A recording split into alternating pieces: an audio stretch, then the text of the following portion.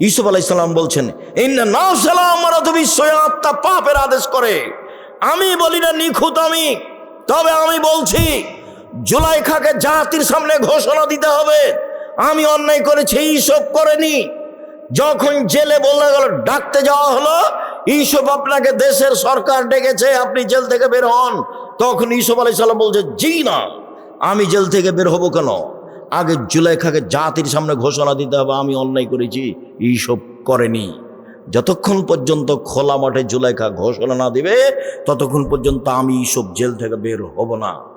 যদিও ইন্না নাফসাল্লাহ আমারাতু বিসসুই, মানুষের আত্মা পাপের আদেশ করে। আল্লাহ রাসূল বলছেন যে ওই পিতা আমার সাথে জান্নাতে থাকবে যে পিতা মেয়েকে বিদ্যা শিখিয়ে দিল, 1, 2 শিষ্টাচার শিখিয়ে দিল, 3 ভালো আচরণ করলো, 4 বিবাহ শাদী দিয়ে দিল, সেই পিতা আমার সাথে জান্নাতে এভাবে থাকবে। জান্নাতে রাসূলের সাথে থাকা কঠিন। একজন সাহাবী রাসূলের সাথে রাতে ছিলেন, তো অজুর পানি আর মেশক নিয়ে রাসূলের কাছে উপস্থিত। আল্লাহ রাসূল খুব খুশি হয়েছেন, বাহ ভালোই তো, তুমি তো অজুর পানি নিয়ে এসেছো, তুমি তো মেশক নিয়ে এসেছো, খুব খুশি। সালমা শেতা, তুমি যা চাও চাও আমি দিয়ে দেবো। মুহাম্মদ সাল্লাল্লাহু আলাইহি ওয়াসাল্লাম বুঝতে পারেন যে কি চাইবে। নবী হলে কি হবে, গায়েবের খবর জানেন না। আমার মাঝাবি ভাইরা মনে করছেন যে নবী গায়েবের খবর জানেন।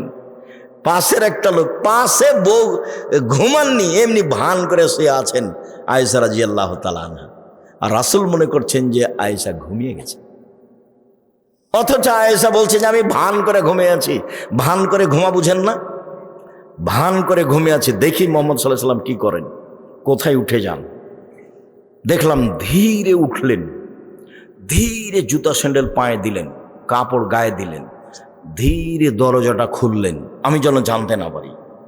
দরজাটা খুলে বের হলেন, বাহির থেকে দরজাটা টেনে বন্ধ করে দিলেন, চলে গেলেন। আমিও উঠলাম, দেখি কি কোথায় যান।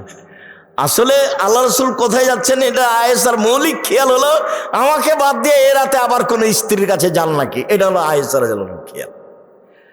আর আল্লাহ রাসূল যাচ্ছেন মরা মানুষের জন্য ক্ষমা চাইতে, কবরস্থানে বাকিউল গারকাতে যাবেন। জান্নাতুল বাকি তার নাম নয়, তার নাম হচ্ছে বাকিউল গারকাত। ভারত বাংলাদেশ পাকিস্তানের নাম দিয়েছে জিন পাহাড়, আর জান্নাতুল বাকি কবরস্থানের নাম দিয়েছে জান্নাতুল বাকি, নাম বাকিউল গারকাত। তো এবার উঠে দেখছেন, দেখি কোথায়, ওই যে কবরস্থানে 100 গজ দূরে হবে, আর পাশেই মসজিদে নববীর সাথে কবরস্থান। ওই যে হাত তুলে দোয়া করলেন, 1 বার 2 বার 3 বার হাত তুলে দোয়া করলেন, তারপরে হাঁটতে লাগলেন ফিরে। আমিও ঘুরে হাঁটতে লাগলাম, দেখলাম জোরে হাঁটলেন, আমিও জোরে হাঁটলাম, দেখলাম একটু দৌড়াচ্ছে, আমিও জোরে দৌড়াচ্ছি। আমি আগেই বিছানায় চলে এসেছি। আমি যখন আগেই বিছানায় চলে এসেছি, আমার পাশে এসে বলছেন, কি খবর আয়েশা, হাঁপাচ্ছ কেন? তখন আমি বললাম যে আমি তো মিথ্যা কথা বললে জিবরাইল আপনাকে বলে দিবে, আসলে আমি পরীক্ষা করছিলাম আপনি যান কোথায়। তো দেখলাম এই হাদিস মুসলিম। সম্মানিত দিনী ভাই বোন, কথা প্রসঙ্গে কথায় এসে সেই জন্য বলছিলাম পাপের জগতে বড় পাপ মানুষের বদনাম, গীবাত, কিন্তু মানুষের সাথে জড়িত পাপ। জেনা মহাপাপ। রাসূল সাল্লাল্লাহু আলাইহি সাল্লাম বলেন, আল বিকর বিল বিকরে জিলদু মিয়া তাগরিব সানা। অবিবাহিত ছেলে মেয়ে যদি জেনা করে 100 লাঠি পিটিয়ে এলাকা থেকে 1 বছরের জন্য তাড়িয়ে দিতে হবে। তিনি বলেন, আসাইবা বিসাইবা রাজম। বিবাহিত পুরুষ নারী যদি জেনা করে তাহলে তাকে ইট ঢেল পাথর দিয়ে মেরে মেরে মেরে ফেলতে হবে, তাকে মারতেই হবে। বিবাহ করার পরে জেনায় লিপ্ত হলে তার বেঁচে থাকার পৃথিবীতে কোনো পথই নেই। 3 শ্রেণীর মানুষকে হত্যা করতে হয়, 2 শ্রেণীর মানুষের বাঁচার পথ আছে। 1, কেউ বলল আমি কোরআন মাজিদ মানি না, তাহলে ও মোরতাদ, সরকারিভাবে তাকে হত্যা করতে হবে। সরকারিভাবে তাকে ফাঁসির মঞ্চে নিয়ে যাওয়া হয়েছে, ফাঁস গলায় দেওয়া হবে। ও বলছে আমার ভুল হয়েছে, আমার ভুল হয়েছে, আমার ভুল হয়েছে। কোরআন মাজিদ আল্লাহর বিধান, আল্লাহর কালাম, আমি ভুল স্বীকার করলাম, তখন তাকে ফাঁস থেকে নামিয়ে নিতে হবে। পাপ ছিল হত্যার। দুই, কেসাস। আপনি আমাকে হত্যা করেছেন, আমার বাপ আপনাকে হত্যা করে নেবে, এর নাম কেসাস। কোরআন মাজিদে উল্লেখ হয়েছে আয়াত, কত হাদিস। এখন আপনার কেসাস হিসেবে আপনাকে ফাঁসির মঞ্চে নিয়ে যাওয়া হয়েছে, আপনি আমাকে হত্যা করেছেন, এখন আপনার গলায় ফাঁস দেওয়া হবে। তখন আমার বাপ মা চিল্লাচিল্লি করে বলছে, আমরা মাফ করে দিলাম, কেসাস নেব না, আমরা মাফ করে দিলাম, কেসাস নেব না। তাহলে তাকে ফাঁস থেকে নামিয়ে নিতে হবে। পাপ ছিল হত্যার যোগ্য, কিন্তু ফাঁসি হলো না। 3, বিবাহ করার পরে যদি কেউ জিনায় লিপ্ত হয় তাহলে তাকে ইট ঢেল পাথর দিয়ে মেরে মেরে মেরে ফেলতে হবে, ফাঁসি দিতে হবে। বেঁচে থাকার পৃথিবীতে কোনো পথঘাট নেই। 1 মিনিট। গামেদ সম্প্রদায়ের একজন মহিলা এসে বলছে আল্লাহ রসুলকে, তাহির নিয়া রাসূল, আল্লাহ রাসূল আমাকে পবিত্র করেন। মহিলা এসে বলছে, তখন আল্লাহ রসুল বলছেন, ইরজাই, বাড়ি ফিরে যাও, আস্তাগফিরুল্লাহ, আল্লাহর নিকটে ক্ষমা চাও, অতুবি ইলাইহি, তুমি তওবা করো, তোমার পাপ ক্ষমা হয়ে যাবে।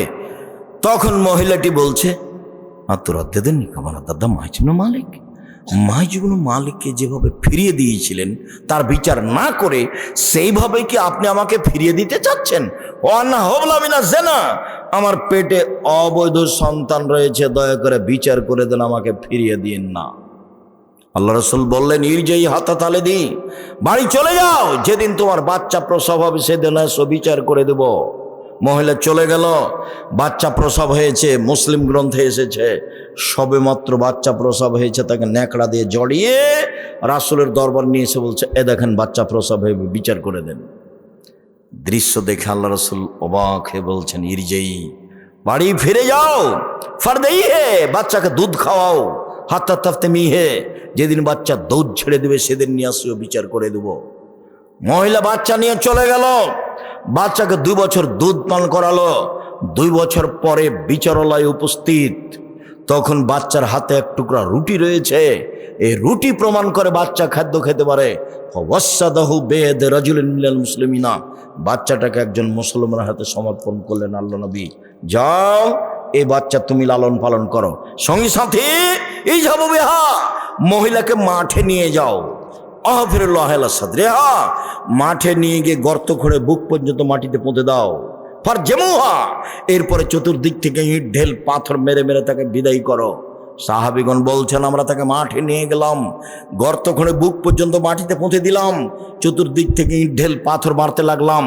খালিদ বিন ওয়ালিদ বলছেন, একটা পাথর আমি তার মুখের উপরে মারলাম, ফাতালাজ্জাহ দাম আলা ওয়াজহি খালিদ, পাথরটা মুখে লেগে মুখ ফেটে রক্ত ছিটে খালিদের গায়ে লাগলো। ফাসাব্বাহা, খালিদ তাকে গালি দিয়ে বসলেন, এমনটা হতে পারে? ছি ছি ছি ছি ছি ছি, একজন জেনাকারিনী মহিলার গায়ে রক্ত আমার গায়ে লাগলো, এমনটা কিছু হতে পারে? আল্লাহ রসুল বলেন, মারে না খালিদ, খালিদ থামো, গালি দিও না। লাকাদ তাবাত তাওবাতান লাউ তাবা সাইব মাকসাল্লাহ গফিরালাহু, এ মহিলা এত ক্ষমা চেয়েছে, এ মহিলা এত তওবা করেছে, এ মহিলা এত ক্ষমা চেয়েছে, এ মহিলা এত তওবা করেছে। যদি বড় থেকে বড় পাপী এভাবে তওবা করে তবে তার পাপ ক্ষমা হবে। খালিদ, একে গালি দিও না। আবার তিনি বলেছেন, খালিদ, মদিনার লোককে যদি তার তওবা ভাগ করে দেওয়া হয় সবার পাপ ক্ষমা হয়ে যাবে। তারপরে তিনি তার জানাজা করলেন, কাফন দাফন করলেন। তার মানে তিনি ঘোষণা দিলেন তার পাপ ক্ষমা হয়ে গেছে। 1, 2, জানাজা করলেন মানে তার পাপ ক্ষমা হয়ে গেছে। 3, কাফন দাফন তিনি নিজে করলেন মানে তার পাপ ক্ষমা হয়ে গেছে। এরপরেও পৃথিবীর এত বড় মানুষ, পৃথিবীর ইতিহাসে এত বড় দামি মানুষ জন্ম নেয়নি, কেউ নিবেও না কেউ। বিচারের মাঠে তিনি যা বলবেন তাই হবে। তার নাম মুহাম্মদ সাল্লাল্লাহু আলাইহি সাল্লাম। এত বড় মানুষ বুঝতে পারলেন তার পাপ ক্ষমা হয়ে গেছে, কিন্তু তাকে মাফ করতে পারলেন না। যাও, তোমার বিচার হবে না, তোমার তওবা কবুল হয়ে গেছে, তোমার শাস্তি হবে না, এই কথা তিনি বলতে পারলেন না। মানে তিনি শরীয়তের কাছে নিজেই জিম্মি। মানে বিবাহ করার পরে কেউ যদি জেনায় লিপ্ত হয় তাহলে তার বেঁচে থাকার পৃথিবীতে কোনো পথ নেই। এরপরেও যদি বিচার না হয়, আল্লাহর কাছে যদি কান্নাকাটি করে ক্ষমা চায়, তাহলে এই পাপ ক্ষমা হবে ইনশাআল্লাহ। কিন্তু যার বদনাম করেছেন দোকানে বসে, সেই পাপ আল্লাহর কাছে ক্ষমা চান দেখি। বুঝাতে পারিনি গীবাত কাকে বলে। যদি আমি বুঝাতে না পারি তাহলে আমার ব্যর্থতা, কথা সত্য, কিন্তু আপনাকে বুঝাতে পারলাম না। আমি বলেছি জিন্দেগিতে কখনো আর ওই দোকানের সামনে বসবেন না, আড্ডা পিটা চিরদিনের জন্য হারাম। দুইজন যেখানে আছে সেখানে যাবেন না। জমি চাষ করে খান, উপার্জনের পথ চারটে, দিন মজুরি করে খান, বাস সন্ধ্যায় সময় শেষ, মরে গেলাম, দুনিয়া শেষ। তারপরে আপনি চাকরি করে খান, ছোট হোক বড় হোক যেটাই হোক না কেন বৈধ, জমি চাষ করে খান, ব্যবসা করে খান। আমি কলার বিক্রি করে চকলেট বিক্রি করে খেতে হবে এই কথা আমি বলিনি। আমি চকলেট বিক্রি করে খেতে হবে মানে বলেছি কম থেকে কম পয়সার ব্যবস্থা করো। শ্বশুরের কাছে যৌতুক নিও না। ভিক্ষা করা টাকা দিয়ে চাউল কিনে ভাত খেয়ে বাদাত কবুল হবে, শ্বশুরের কাছে টাকা নিয়ে ওই টাকা দিয়ে চাউল কিনে ভাত খেয়ে বাদাত কবুল হবে না, এটাই চূড়ান্ত। তখন আমি বলেছি ভিক্ষা করে খাও। শ্বশুরের কাছে টাকা নিলে কেন? আরে ভিক্ষা করে খাবো কেন? মানুষের বাড়িতে কাজ করে খাবো। আব্দুর রাজ্জাক সাহেব, ভিক্ষা করার কথা বলেন কেন? আমি তোমাকে ভিক্ষা করার কথা বলিনি, আমি তোমার বাপকে নিন্দা করেছি। তোমার বাপ কেন মানুষের টাকা নিল? তোমার বাপকে আমি এই জিনিসটা বলতে চেয়েছি, তোমাকে বলতে চেয়েছি। তোমার বাপের মুখ কালো হয়ে আছে, দেখো তুমি এখন পাশে, তুমি টাকা নিয়েছো, তোমার বাপ তো জানে, তোমার মা তো জানে। শ্বশুরের কাছে টাকা নিলে কেন? বছর শেষে একটা লুঙ্গি কিনে দিতে বলেছি শ্বশুরকে। আব্বা, আমি গরিব মানুষ, দিনমজুরি করে খাই, দেন একটা লুঙ্গি নেন, আমি আপনার জন্য উপহার কিনেছি। 15-20 বছর যাবৎ মানুষ করে মেয়েটা তোমার হাতে দিয়েছে, তুমি শুকরিয়া আদায় করো না কেন? তুমি তাকে গালি দাও কেন? তুমি তার নিন্দা করো কেন? তুমি শ্বশুর বাড়িতে যাবো না বলে রাগ করো কেন? একটু বিভাষাতে লাগলে তুমি বাঁকা হয়ে বসে থাকো, আমি যাব না, আমি যাব না। তখন তোমার শ্বশুর পা ধরে, তোমার শাশুড়ি পা ধরে, তোমার শ্যালকেরা পা ধরে। তুমি কি পেয়েছো? কি হয়েছো তুমি এমন? শ্বশুরের সাথে কথা বলো না, রাগ করে থাকো, কেন থাকবা? ভদ্র হতে শিখো, কাজ করে খেতে শিখো। ভদ্র হতে শিখো, কাজ করে খেতে শিখো। মানুষের বাড়িতে কাজ করে খালো, নিজের একটা গর্ব বহাল থাকবে। সম্মানিত দিনী ভাই বোন, বলছিলাম জেনা মহাপাপ। এরপরে যদি আল্লাহর দরবারে ক্ষমা চাই, ক্ষমা হয়ে যাবে ইনশাআল্লাহ। মানুষের বদনাম করে আল্লাহর দরবারে ক্ষমা চাইলে ক্ষমা হবে না। জুবাইর ইবনে মুতঈম রাদিয়াল্লাহু তাআলা আনহু বলেন, রাসূল সাল্লাল্লাহু আলাইহি সাল্লাম বলেছেন, লা ইয়াদখুলুল জান্নাতা কাত্তাবুর লাউমাম, যারা চুগলখড়ি করে, যারা বদনাম করে, যারা গীবত করে, তারা জান্নাতে যাবে না, তারা জান্নাতে প্রবেশ করবে না। যেসব পাপের কারণে সরাসরি জাহান্নাম ঘোষণা হয়েছে, তার একটি বড় পাপ হলো গীবত। এই ছেলে, বসো, পরিবেশ নষ্ট করে না যেন কেউ। একটু ধৈর্যের পরিচয় দেন। আপনার বিরক্তির আগে আমরা কথা শেষ করব ইনশাল্লাহ। আপনি দয়া করে কোনো কাজ দেখাবেন না। দোকানপাটে বসে আছেন কেন? আজকেই বাজার করতে হবে? এটা তো হলো নিম্ন শ্রেণীর মানুষের কাজ, এটা হলো ইতর শ্রেণীর মানুষের কাজ। আপনিও বলবেন, আব্দুর রাজ্জাক সাহেব আমাদেরকে নিম্ন শ্রেণীর, ইতর শ্রেণীর বললেন। আরে আমি তো এই ভাষা বললাম, আল্লাহ এর চেয়ে বেশি করে বলেছে। আল্লাহ বলছেন, বুঝেও বুঝে না ওরা অন্তর আছে, বুঝে না। দেখেও দেখে না ওরা চক্ষু আছে, দেখে না। শোনেও শোনে না ওরা কান আছে, শোনে না। উলায়েকা কালানাম, তারা পশু প্রাণীর মতো, তারা গরু ছাগলের মতো, তারা কুকুর শৃগালের মতো, বালহুমাজাল, বরং তার চেয়ে খারাপ।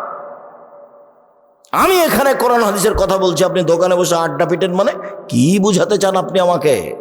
আজকে জিলাপি কিনতে হবে, আজকে মিষ্টি কিনতে হবে, আজকে ওখানে চা খেতে হবে, এই কোন হিসাব?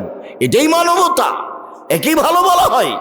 রাসূল সাল্লাল্লাহু আলাইহি ওয়াসাল্লাম বলছেন, সমাজের দায়িত্ব পালন করবে অধমের সন্তান অধম, লোকা ইবনে লোকা, অধমের সন্তান অধম। এটা হলো বাংলা ভাষা, আর এটা এলাকা হিসেবে ভাষা নিতে পারেন। তখন আমি বলেছি, রংপুর, দিনাজপুর, লালমনিরহাট, নীলফামারী, কুড়িগ্রাম, পঞ্চগড়, ঠাকুরগাঁ, গাইবান্ধা, বগুড়া, জয়পুরহাট, এসব এলাকার ভাষায় সমাজের যেদিন লোক দায়িত্ব পালন করবে, বেন্নার বাচ্চা বেন্না। আর চাঁপাইনবাবগঞ্জ, রাজশাহীর ভাষায় ছোট লোকের বাচ্চা ছোট লোক। আমি এ কথা বলিনি, ভাষাটা আল্লাহ রাসূল বলেছেন, লোকা ইবনে লোকা, অধমের সন্তান অধম, নিম্ন শ্রেণীর সন্তান নিম্ন শ্রেণীর লোক। আর ঢাকার ভাষা, আমি ভাষাটা বলতে পারলাম না, অমুকের পোলা অমুক, এই ভাষা আমি আপনার সামনে বলতে পারলাম না। আল্লাহ রসুল বলছেন সমাজের যেদিন দায়িত্ব পালন করবে এইরকম মানুষ, লোকা ইবনে লোকা, বাংলা ভাষা অধমের সন্তান, অধম, নিম্ন শ্রেণীর লোকের ছেলে, নিম্ন শ্রেণীর লোক যেদিন সমাজে দায়িত্ব পালন করবে, আমি কি করতে পারি, মুহাম্মদ সাল্লাল্লাহু আলাইহি সাল্লাম এইভাবেই বলছেন। একজন পল্লীর বেদুইন মানুষ এসে বলছে, মাতা সাত, কিয়ামত কবে হবে? তখন আল্লাহ রাসূল বলছেন, এই যা উসসাদাল আমর ইযা যায়াতিল আমানাত ফান্তাজির সাত, যেদিন 10 পয়সা ধ্বংস করা হবে সেদিন কিয়ামত হবে। তখন পল্লীর অশিক্ষিত মানুষ বলছেন যে 10 পয়সা ধ্বংস করা হলে কিয়ামত হবে, এই ভাষা আমি বুঝতে পারলাম না। তখন আল্লাহ রসুল বলছেন, এই যা উসসাদাল আমর ইলা গায়রি আহলি ফান্তাজির সাত, যেদিন দায়িত্ব অযোগ্য মানুষের হাতে তুলে দেওয়া হবে সেদিন কিয়ামত হবে। হেডমাস্টার অযোগ্য, হেড মাওলানা অযোগ্য, প্রিন্সিপাল অযোগ্য, ভাইস চ্যান্সেলর অযোগ্য, জেল সুপার অযোগ্য, মেম্বার, চেয়ারম্যান, এমপি, মন্ত্রী, ডিসি, এডিসি, দায়িত্বশীল যে যেখানে দায়িত্ব পালন করে যখন অযোগ্য হবে তখন কিয়ামত হবে। সবাই আত্মসাৎ করবে, টাকা মেরে খাবে, সেদিন কিয়ামত হবে। দেখেন, মরণ একদিন আসবে, বইয়ে বইয়ে বিস্তারিত লিখে রেখেছি সব। জেনা এমন ভাবে বেড়ে যাবে, গাধা যেমন গাধীর সাথে মিলে লজ্জা বোঝে না, ষাঁড় যেমন গাভীর সাথে মিলে লজ্জা জানে না, মানুষ সেদিন খোলা মাঠে জেনা করবে, লজ্জা বুঝবে না। জেনা মানুষের কাছে পাপের কাজ নয়।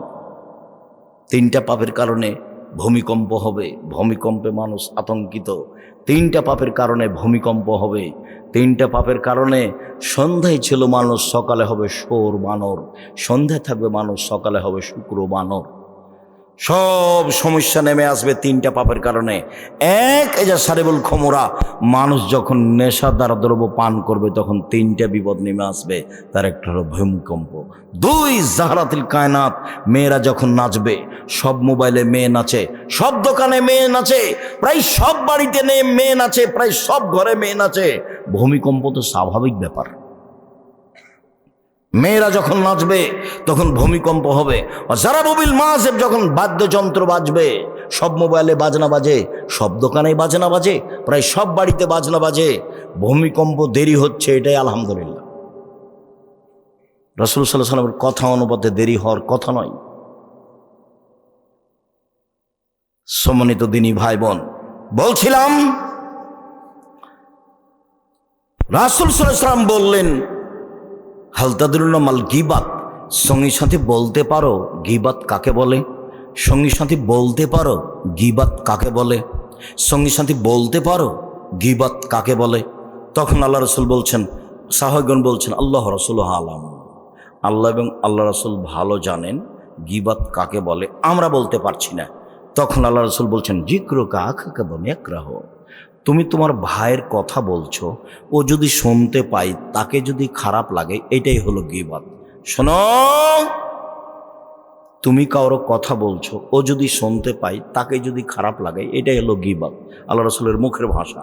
আল্লাহ রসুল গীবতের সংজ্ঞা দিচ্ছেন, পৃথিবীর মানুষ শুনে রেখো, তুমি কারো কথা বলছো, ও যদি শুনতে পাই তাকে যদি খারাপ লাগে, এটাই হলো গীবত। আল্লাহ রসুল বলতেই সাহাবিগণ বলে উঠলেন, আরে তাই ইনকানা ফিয়া মাকুলো, আল্লাহ রসুলও যদি চুরি করে থাকে আমি বলি চোর, তাহলেও কি গীবত? আল্লাহ রসুলও যদি জেনা করে থাকে আমি বলি জেনাকার, তাহলে কি গীবত? তখন আল্লাহ রসুল বলছেন, শোনো, ইনকানা ফিয়া মাতাকুল্লো ফাঁকা দিগতাবতাহু, ও যদি চুরি করে থাকে তুমি বলো তাহলে গীবত, ও যদি জেনা করে থাকে তুমি বলো তাহলে গীবত। মেকুন মাথা কলো ফাঁকা বাহাত্তাহু, আরও যদি না করে থাকে তুমি বলো তাহলে অপবাদ, ও যদি না করে থাকে আর তুমি বলো তাহলে অপবাদ। গীবতের ক্ষমার পথ হলো হাত ধরে ক্ষমা নিতে হবে, 1। 2 হলো যদি হাত ধরে ক্ষমা না নেন, বিচারের মাঠে নেকি দিয়ে বুঝিয়ে দিতে হবে। কয়টা নেকি করেছেন? আপনারা এইসব যখন নেকি থাকবে না তখন কি হবে? তখন আল্লাহ রসুল বলেছেন, ওর পাপ গীবত পরিমাণ নিতে হবে, দিয়ে ও জান্নাতে চলে যাবে আর এ যাবে জাহান্নামে। এটা বিচারের পদ্ধতি। আর যদি অপবাদ হয় তাহলে 80 লাঠি, যদি অপবাদ হয় তাহলে কত লাঠি? 80 লাঠি ছাড়া আপনি পবিত্র হবেন না। কেন আপনি দোকানে বসতে গেলেন? আপনাকে আমি কতবার বলেছি দোকানের সামনে যাবেন, আসসালামু আলাইকুম, আহমদ লবণ আছে? জি আছে। 1 কেজি লবণ দাও। আহমদ মরিচ আছে? জি আছে। 200 মরিচ দাও। বাস নেওয়া শেষে, টাকা দেওয়া শেষে, আসসালামু আলাইকুম। ওখানে আপনি বসলেন কেন? আপনাকে যে আমি বলেছি 2 জন যেখানে বসে আছে সেখানে বসবেন না। আর আপনার বাড়িতে কোনো মহিলা মানুষ গেছে ধান চাউল কর্জ নিতে, তখন গিয়েই বলছে, আর শুনেছো বুবু, চাঁপে নওয়াজের ভাষা, এখন এই সিরাজগঞ্জে বুবু বলে কি না আমি জানি না, শুনেছো বুবু এই ঘটনায় অমুক মেয়ের কথা শুনেছ? তখন আপনার স্ত্রী বলে, চুপ থাকেন, মুখ খুলবেন না, মানুষের বদনাম করেন কেন? আর একবার মুখ খুললে আপনাকে আমি চাউল কর্জ দেব না, জান। আর আপনার ওই স্ত্রীর যদি স্বভাব হয়, কি বলো তো একটু বসেলে, আরে বসো, পরে আগে বলো না,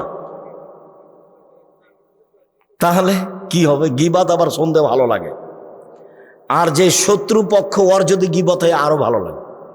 আর এমন শান্তি পায়, ও যদি বিপদে পড়ে তাহলে বলে ঠিক হয়েছে। বিপদগ্রস্ত ব্যক্তি যদি শত্রু হয় তাহলে খুব খুশি। আমি নিজে চোখে গরু জবাই করতে দেখেছি, যে খুশি হয়েছে তা কি জবাই করতে দেখেছি? গরু জবাই করতে দেখেছি। কেন? ও বিপদে পড়েছে সেই জন্য। আর 2 ভাই গন্ডগোল করে ঢেঁকি কেটে ভাগ করে নিচ্ছে, এটা আমার চোখের সামনে। ঢেঁকি কেটে কি করেছে? ভাগ করে নিয়েছে।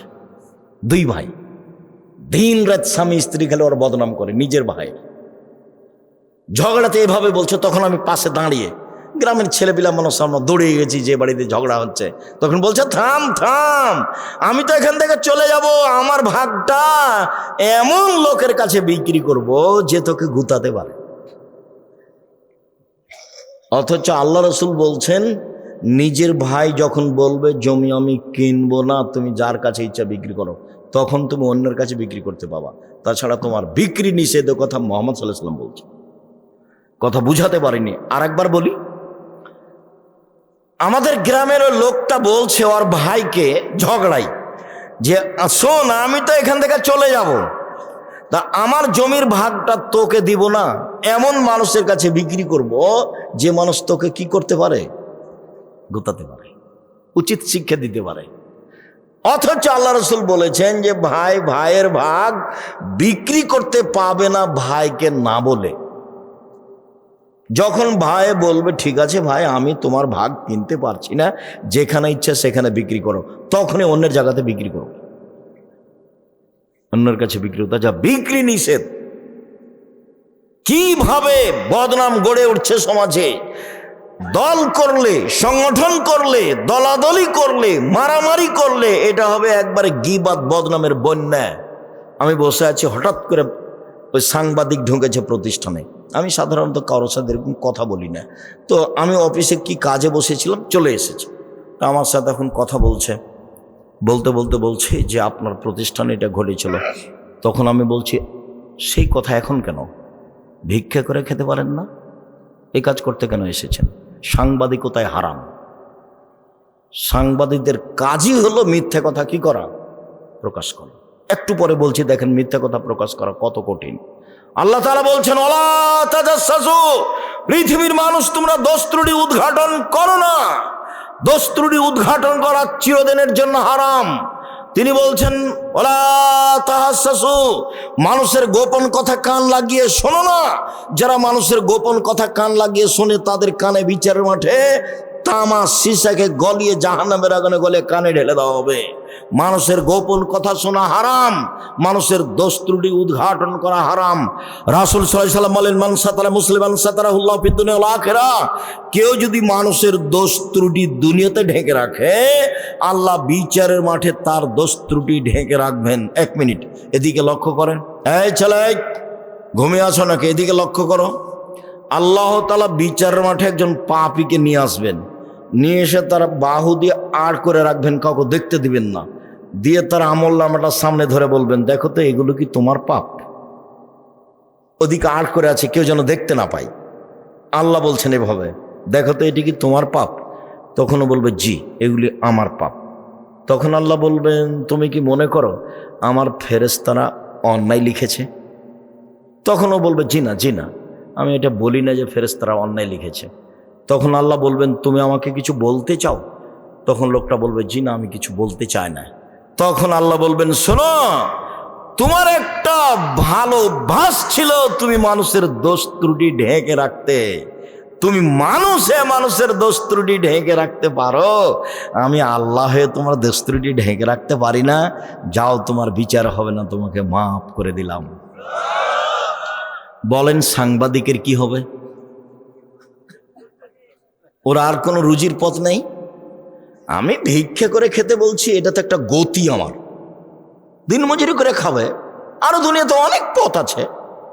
চকলেট বিক্রি করেই খেতে হবে তা তো নয়, কলা বিক্রি করে খাবে, জুতা স্যান্ডেল বিক্রি করে খাবে, কাপড় চোপড় বিক্রি করে খাবে, অনেক পথ আছে উপার্জনের।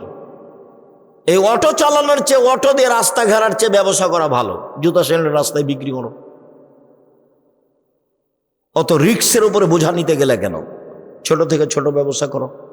সত্যবাদী বিশ্বস্ত ব্যবসায়ীরা কোটিপতি, জান্নাত কিনবে কোটি টাকার ব্যবসা করে। আমি জান্নাত কিনবো জুতা স্যান্ডেল বিক্রি করে ফুটপাতে। আমি বিশ্বস্ত, 10 টাকা দিয়ে জুতা কিনেছি, 12 টাকা বিক্রি করব, 40 টাকা বিক্রি করব না। ঢাকা বাইতুল মোকাররমে চতুর্দিকে জুমার দিন জিনিস বিক্রি হয়, কাপড় চোপড়।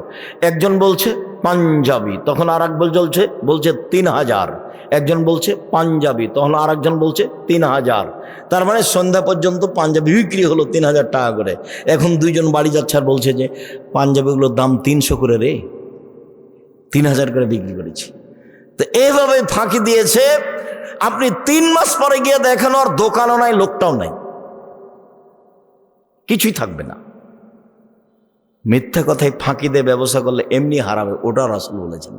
এখানে যেমন বলেছেন সত্যবাদী বিশ্বস্ত ব্যবসায়ীরা নবীদের সাথে থাকবে, ওটাও তেমন বলেছেন মিথ্যা কথা ফাঁকি দিয়ে ব্যবসা করলে সব কিছুই হারাবে। সম্মানিত দিনী ভাই বোন, রাসূল সাল্লাল্লাহু আলাইহি ওয়াসাল্লাম বলেন, লা তুজুল মুসলিমিনা, পৃথিবীর মানুষ তোমরা মুসলমানকে কষ্ট দিও না। ওয়ালা তুয়াইরু, তাদের নিন্দা করো না।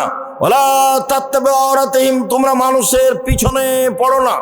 মাইয়াত্তাবি আওরাত আখিল মুসলিম, পৃথিবীর কোনো মানুষ যদি কোনো মানুষের পিছনে পড়ে, বদনামের পিছনে পড়ে, ইয়াত্তাবিল্লাহ আওরাতাহু, তাহলে আল্লাহ তার পিছনে পড়ে যাবেন। ওমাই ইয়াত্তাবি আওরাতাল ইয়াবজাহু ওয়ালাউ কানা ফি জাওবির আলী, আর যার বিরুদ্ধে আল্লাহ চলে গেছেন, আল্লাহ তাকে অপমান করেই ছাড়বেন। ও যদি মানুষের বদনাম করার পরে ওর বাহনের পেটের ভিতরে ঢুকে যায়। একটা মানুষের বদনাম করার পরে ও তার উটের পেটের ভিতরে ঢুকে গেছে, কথার কথা পাথরের মধ্যে ঢুকে গেছে, তবু আল্লাহ সেখানে কি করবেন? তাকে অপমান করেই ছাড়বেন। ভুলেও কোনোদিন মানুষের পিছনে পড়বেন না, নইলে আল্লাহ আপনার পিছনে পড়ে যাবে, তখন আপনি আর টিকতে পারবেন না। আল্লাহর সাথে মোকাবেলা করে আপনি পারবেন? টিকতে পারবেন না। ফেন্সুগঞ্জ সিলেটের ওসি বলছে, আপনি সিগনেচার করেন, মামলা আমি চালাবো। তখন আমি বলছি, ভাইজান আমি মানুষের বিরুদ্ধে মামলা করব না। আমি বলছি মানুষের বিরুদ্ধে আমি মামলা করব না। ও চালাতে পারে না মামলা, আমি কেন চালাবো? ওই চালাই, ওর তো ক্ষমতা আছে। ওই মানুষের মামলা চালাতে গেলে তাহলে মানুষের মতো হয়ে যাবে, ও যদি চালায় তাহলে তার মতো হবে। তো আমি ছোট কাজে যাবো কেন? ওই করুক। অকি করার সুযোগ দিই, মানুষের পিছে পড়বেন না। রাসূল সাল্লাল্লাহু আলাইহি সাল্লাম বলছেন, মান কানা জাওয়াজহাইনে ফি দুনিয়া কানা ইয়াউমাল কিয়ামা ফি লিসানানে ফি ওয়াজহি আও ফি ফামিহি, যে ব্যক্তি মানুষের বদনাম করবে দুনিয়াতে, বিচারের মাঠে তার মুখে হবে 2টা আগুনের জিহ্বা। যে ব্যক্তি মানুষের বদনাম করবে দুনিয়াতে, তার মুখে হবে বিচারের মাঠে 2টা আগুনের জিহ্বা, এক মুখে 2টা জিহ্বা।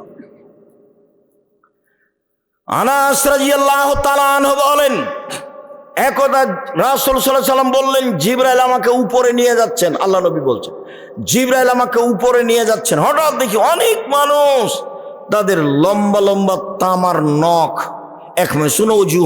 নখ দিয়ে একবারে মুখের উপরে খামচা মেরে গোস্ত তুলে ফেলছে, আবার নখ দিয়ে বুকের উপরে খামচা মেরে এইসব গোস্ত তুলে ফেলছে। আল্লাহ রাসূল বলছেন, জিবরাইল মান হাউলাই, এরা কি? একই কথা, এরা কারা?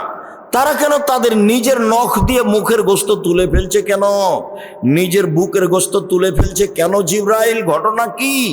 জিবরাইল বলছেন, হাউলাই আল্লাযিনা ইয়াকুনা ফি আরাজিন নাস, এরা হচ্ছে ওরা যারা মানুষের বদনাম করত। জীবনেও কোনোদিন মুখ খুলবেন না, মুখ বন্ধ, বাঁচার পর তিনটে, বাঁচার পর তিনটে। এক, মুখ বন্ধ রাখেন, জান্নাত হবে। দুই, জরুরি প্রয়োজন ছাড়া বাড়ির বাইরে যাবেন না, জান্নাত হবে। তিন, পাপের জন্য কাঁদতে শিখুন, জান্নাত হবে ইনশাআল্লাহ। রাসূল সাল্লাল্লাহু আলাইহি ওয়াসাল্লাম বলেছেন, গাভীর বাঁট ওলান থেকে চাপ দিয়ে দুধ বের করে ভিতরে ঢোকানো যায় না যেমন, আল্লাহর ভয়ে কাঁদে যে সে জাহান্নামে যাবে না তেমন। কতদিন বলেছি, একাই নির্জনে আল্লাহর ভয়ে কাঁদতেছে কোন পাপকে সামনে রেখে। যার চোখের পানি আল্লাহর ভয়ে ঝরে, ওর গাভীর বাঁটে আবার দুধটা ঢোকানো যেমন অসম্ভব, দহন করার পরে তার জাহান্নামে যাওয়া তেমনি অসম্ভব। এ কথা আমি বলিনি, এ কথা মুহাম্মদ সাল্লাল্লাহু আলাইহি ওয়াসাল্লাম বলেছেন। তখন তিনি বললেন, পৃথিবীর মানুষ, জাহান্নাম থেকে বাঁচার তিনটা পথ। এক, মুখ বন্ধ রেখো, ভালো কথা ছাড়া মুখে ব্যবহার করো না। দুই, জরুরি প্রয়োজন ছাড়া বাড়ির বাইরে যায় না। আপনি তো ভাত খাওয়ার পরে হাতটাই ভালো করে মুছেন না, খালি চলে যাচ্ছেন দোকানের দিকে, ওখানে গল্প করবেন। সেই জন্য আপনার চরিত্র কেউ না বুঝলে আপনি তো বুঝেন। দোকানে বসে থাকতে আপনাকে ভালো লাগে, আর আপনি মুরব্বী মানুষ, কষ্ট নিয়েন না, আপনি আমার দিনী ভাই, আপনাকে আমি ভালোবাসি। আপনি বাড়িতে টিভি রেখেছেন, রাত 3টার সময় উঠেছেন তাহাজ্জুদ পড়বো বলে, দিয়ে অজু করে কষ্ট করে এখন জায়নামাজে দাঁড়াবেন, তখন মনটা চলে একটু দেখি টিভিটাতে কি আছে এই সময় একটু দেখি। যেমন টিপ দিয়েছেন তেমনি ভারতের ল্যাংটা মেয়ে চলে এসেছে বিশাল আকৃতিতে। তাহাজ্জুদ কোথায় হারিয়ে গেছে? মন দিয়ে চলে শয়তান, সবসময় শয়তান মনের উপরে চলে। মানুষের ভিতরে দুইটা জিনিস, একটা হলো আত্মা, পাপের আদেশ করে, আর এটা হলো আকল, বিবেক। ও বলে না করা হবে না, ও করা হবে না, সব সময় ঝগড়া করছে দুইজন। আত্মার আকল, আত্মার আকল, আত্মা। ইউসুফ আলাইহিস সালাম বলছেন, ইন্না নাফসালা আমারাতু বিসসুই, আত্মা পাপের আদেশ করে। আমি বলি না নিখুঁত আমি, তবে আমি বলছি জুলাইখাকে জাতির সামনে ঘোষণা দিতে হবে আমি অন্যায় করেছি, ইউসুফ করেনি। যখন জেলে বলা গেল, ডাকতে যাওয়া হলো, ইউসুফ আপনাকে দেশের সরকার ডেকেছে, আপনি জেল থেকে বের হন। তখন ইউসুফ আলাইহিস সালাম বলছে, জি না, আমি জেল থেকে বের হব কেন? আগে জুলাইখাকে জাতির সামনে ঘোষণা দিতে হবে আমি অন্যায় করেছি, ইউসুফ করেনি। যতক্ষণ পর্যন্ত খোলা মাঠে জুলাইখা ঘোষণা না দিবে, ততক্ষণ পর্যন্ত আমি ইউসুফ জেল থেকে বের হব না। যদিও ইন্না নাফসাল্লাহ আমারাতু বিসসুই, মানুষের আত্মা পাপের আদেশ করে, মানুষের আত্মা পাপের আদেশ করে। আমি জুলাইখার সাথে অন্যায় করবো কি করবো না সেটা পরের কথা, তবে আগে জুলাইখাকে জাতির সামনে ঘোষণা দিতে হবে। ও বলেছে জুলাইখার স্বামীর সামনে, শোনেন, আমি আপনার অবর্তমানে আপনার আমানতের খেয়ানত করিনি, আমি বের হইনি কেন?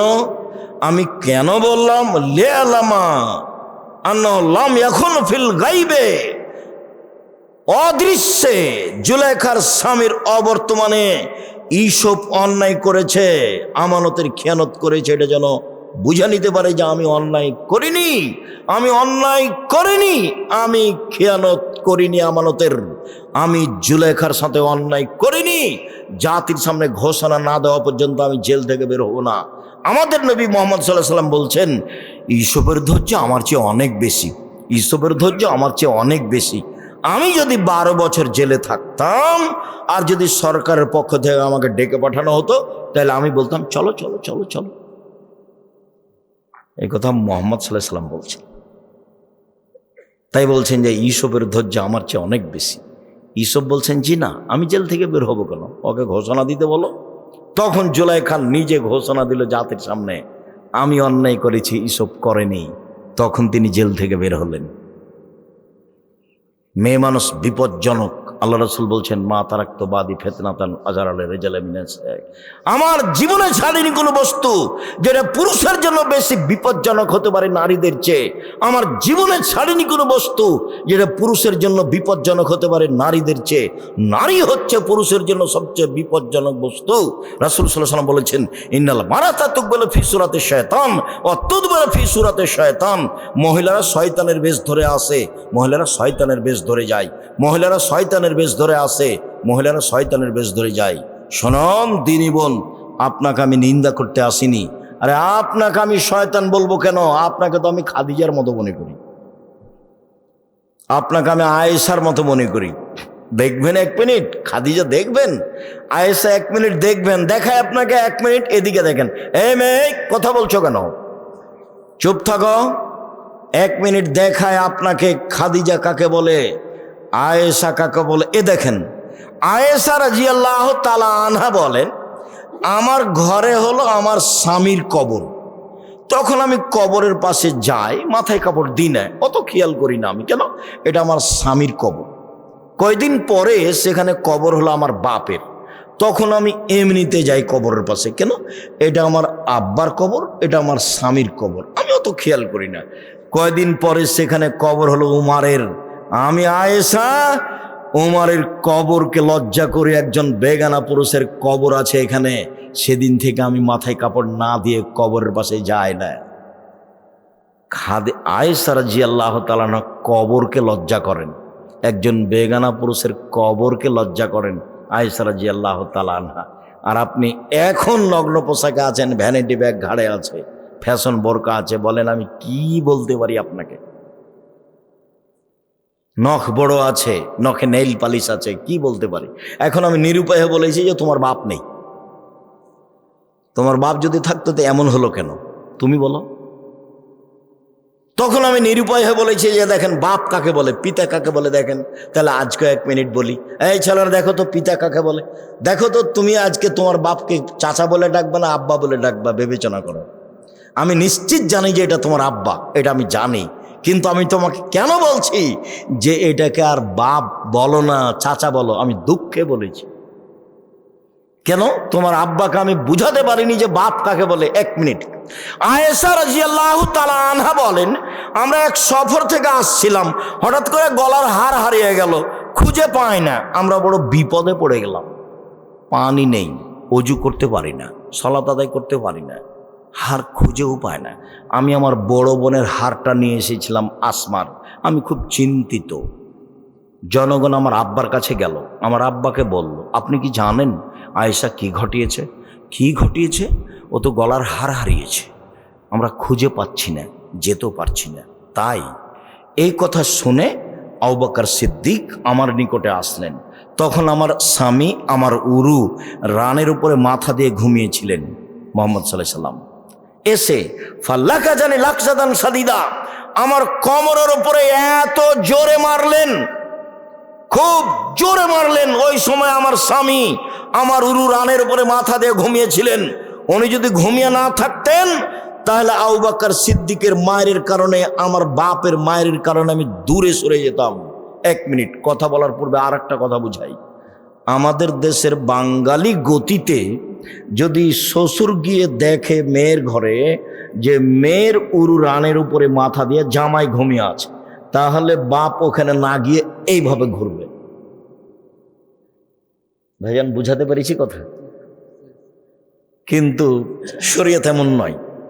আয়েশা রাদিয়াল্লাহু তাআলা এভাবে বলছেন, আমার আব্বা আসলেন, আবু বকর সিদ্দিক আসলেন, খুব জোরে মারলেন, পৃথিবীর সবচেয়ে বড় মানুষে মারলেন।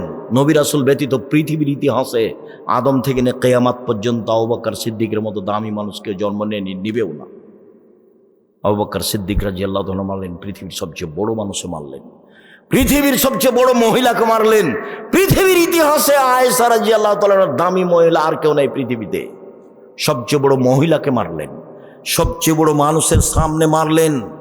নবী রাসূল নির্বিশেষে জনগণের সবার মাঝে দামি মানুষ হলেন মুহাম্মদ সাল্লাল্লাহু আলাইহি সাল্লাম। এত বড় দামি মানুষ আর কেউ পৃথিবীতে আসেনি, আসবেও না। সবচেয়ে বড় মানুষের সামনে মারলেন। বিবাহদারী মেয়েকে মারলেন, পূর্ণ যুবতী মেয়েকে মারলেন, জামাইয়ের সামনে মারলেন, হাত দিয়ে মারলেন, দিন দুপুরে মারলেন, 1400 মানুষের সামনে মারলেন, সবচেয়ে বড় মানুষে মারলেন, সবচেয়ে বড় মহিলাকে মারলেন, সবচেয়ে বড় মানুষের সামনে মারলেন, জামাইয়ের সামনে মারলেন, দিন দুপুরে মারলেন, খোলা মাঠে মারলেন, 1400 মানুষের সামনে মারলেন, হাত দিয়ে মারলেন, বিবাহদারী মেয়েকে মারলেন, পূর্ণ যুবতী মেয়েকে মারলেন। এত বড় বাপে এত বড় বেটিকে এত বড় মানুষের সামনে মেরে দিলেন। ভুল কোথায় গলার হারটা হারিয়ে গেছে খেয়াল করতে পারেননি, সেই জন্য। আর আপনার মেয়ে দিন রাত নখে নেইল পালিশ দিয়ে নখ বড় বড় করে ঘুরে আপনি ধমক দিতে পারেন না, আপনি আবার বাপ। ছি থু। আপনার মতো বাপ বেঁচে থাকা আমি আব্দুর রাজ্জাক বিন ইউসুফ চাইনি। আপনি মরে গেলে জামিয়া সালাফে আপনার ছেলে মেয়েকে লালন পালন করবে ইনশাআল্লাহ।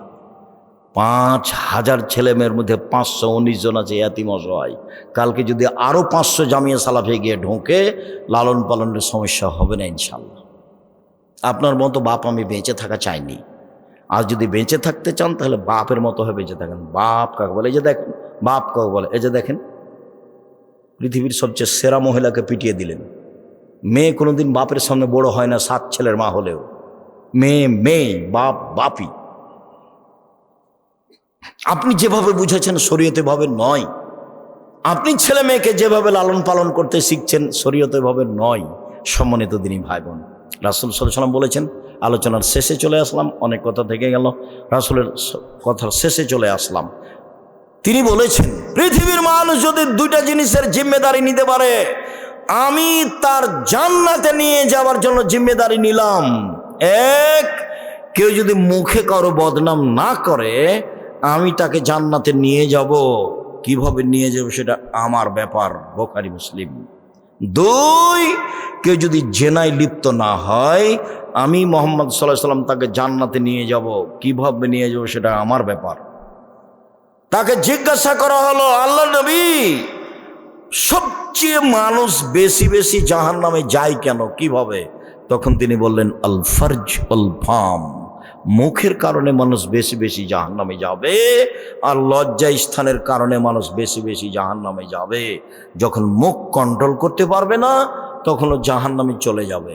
একদা রাসূল সাল্লাল্লাহু আলাইহি ওয়াসাল্লাম বললেন, সঙ্গী সাথী বলতে পারো মানুষকে পিছন দিক থেকে ধাক্কা মারে জাহান্নামে নিক্ষেপ করে কি? সঙ্গী সাথী বলতে পারো মানুষকে পিছন দিক থেকে ধাক্কা মারে জাহান্নামে নিক্ষেপ করে কি? সঙ্গী সাথী বলতে পারো মানুষকে পিছন দিক থেকে ধাক্কা মারে জাহান্নামে নিক্ষেপ করে কি? এ কথা বলতে বলতে ফাঁকা জেলেছে না, জিভাটা ধরে নিয়েছে, নিজের জিভা জিভা মানুষকে পিছন দিক থেকে ধাক্কা মারে জাহান্নামে নিক্ষেপ করে। বলেন আর দোকানে বসবেন কিনা? বলেন কারো আর বদনাম করবেন কিনা?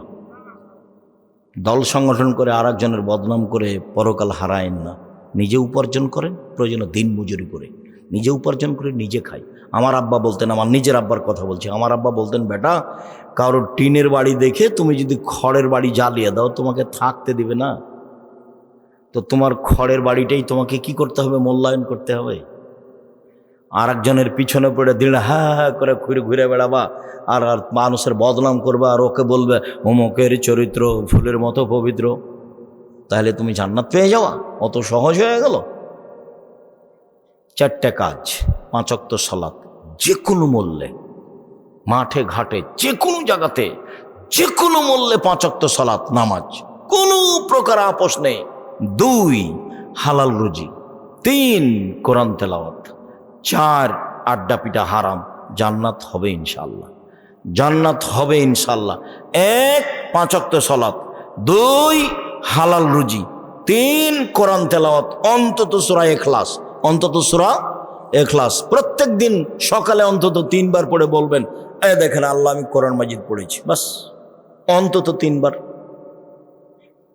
সূরা ইখলাস 3 বার পড়লে 1 বার কোরআন মাজিদ পড়ার সমান নাকি হবে? জীবনে কি করলেন? মানুষের পিছনে ঘুরে পড়াশোনা করলেন, শিরক করে ঠাকুরের গান গলে, আবার চাকরি করতে আসলেন তো চুরি বা প্রতারণা, চুরি না হয় প্রতারণা, আর না হলে অনলাইনে ব্যবসা করলে তুমি বুঝতে পারলে না কিসের ব্যবসা করছি, কিভাবে যে টাকা ইনকাম হলো। এই ছেলে, এই ব্যবসা করলে টাকা লাগে, টাকা দুই ধরনের, আমার টাকা তোমাকে ব্যবসা করতে দিয়েছি, তখন লাভ চুক্তি হারে ভাগ হবে, হাদিস সহিহ। ব্যবসা পার্টনারে, তোমারও টাকা আমারও টাকা, তখন লাভ বেশি হবে কিন্তু টিকে থাকা কঠিন।